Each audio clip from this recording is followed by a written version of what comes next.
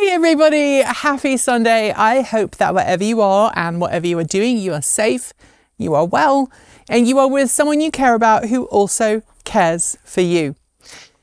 I'm going to try and keep today's Sunday musing pretty short, shorter than normal, and that's not for any reason other than I'm really not feeling well right now.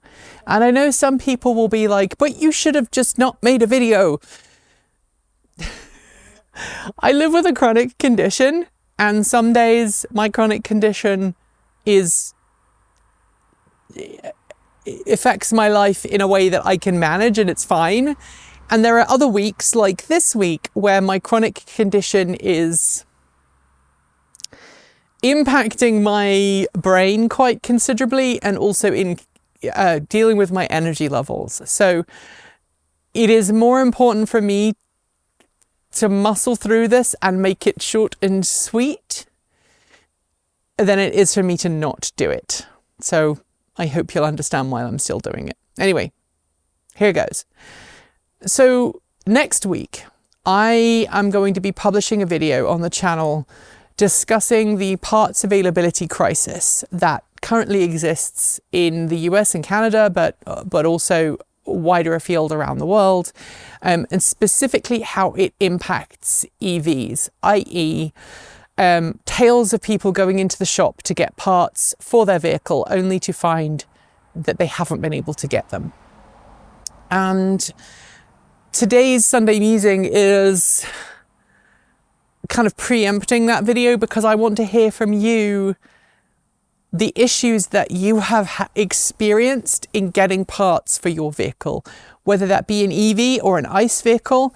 I want to know what kind of wait times you've faced, what kind of issues you've been told about when trying to order parts, whether you've actually been able to get a part from somewhere else rather than from a local source, or whether you've had to get really creative and order something from somewhere else. Now, as you know, I am no stranger to identifying and sourcing parts from my vehicles.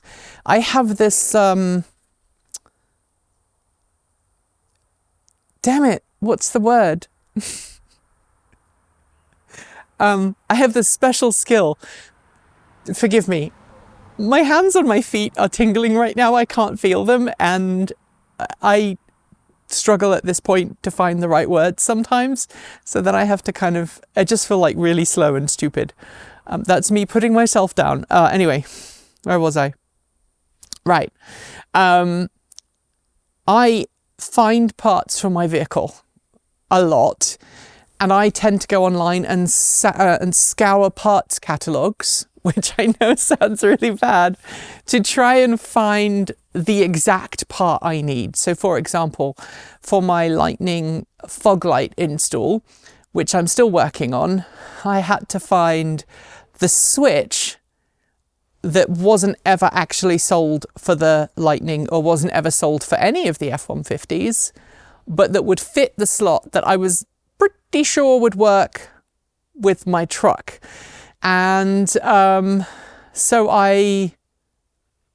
I'm used to finding novel ways of finding what I want and getting it installed, even if it's not an official part, I guess is what I'm saying.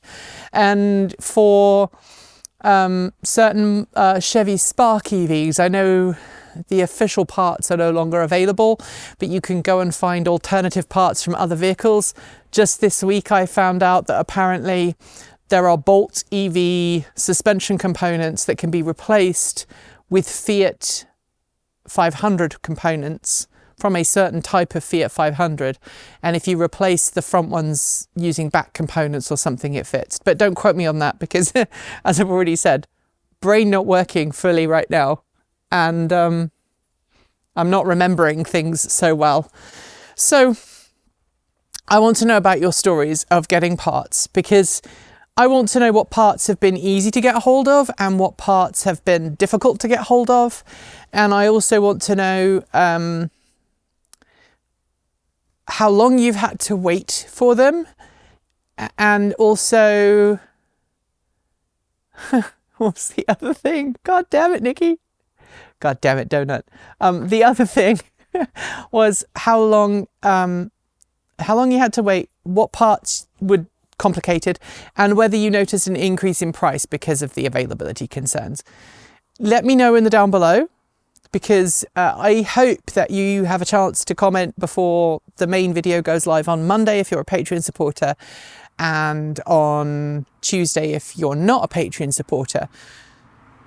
Talking of which, if you would like to support this channel, you can do so from $1.50 a month on Patreon. You can also support us on YouTube on the main channel as opposed to this one. I think you can join up on this channel, but it doesn't really help. Main channel will help more. You can send us old-fashioned checks through our PO box, which is on our website. You can send us Ko-fi. You can buy swag from our swag store, like this cool t-shirt, what I am wearing right now. I had to look down to remember what t-shirt I was wearing. This is one of my favorite t-shirts right now. It's by Erin. She does all of our t-shirts, and obviously it's a trans-colored brick wrapped by a charging cord, which I think is uniquely transport evolved. I don't think anybody else would ever produce anything like that. I love it. And it just says not going anywhere on the bottom. So yeah, let me know all of that in the down below. And thanks to the amazing list of people scrolling by on either side of me right now. They are amazing. Thank you. You know who you are. Thank you for putting up with me stuttering and for going through today's video. Thank you very much. It's the end of a long couple of days, and I hope that I can get my heart to behave itself soon. My heart rate's been down in the 50s most of today. Even when I worked out, it didn't go above like 80 or 90. My heart rate variability is down to single digits, which is very bad. And my QTC is like pushing 500 right now. So yeah, I'm gonna take a bit of a break. I will see you this time next week. Thank you for being the awesome change we need to see in the world. Until next time, keep evolving.